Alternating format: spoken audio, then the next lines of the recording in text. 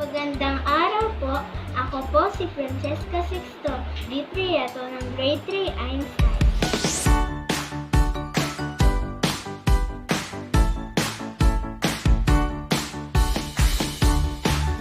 Papakita ko po sa inyo ang proseso ng freezing at melting sa pamamagitan ng isang eksperimento.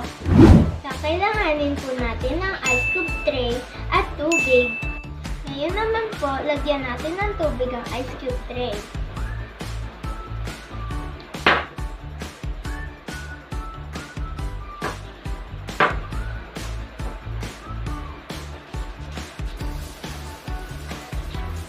At ilagay na po natin ito sa freezer.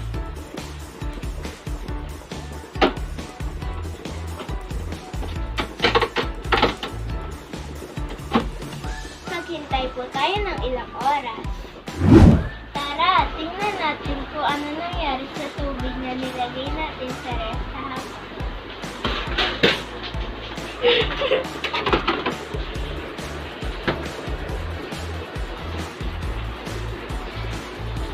Kung makikita nyo, naging yellow na siya.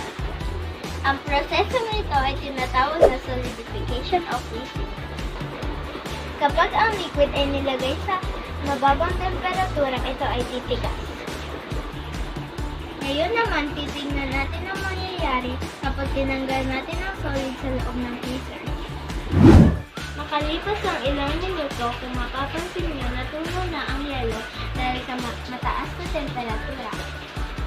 Ang tawag sa prosesong ito ay melting.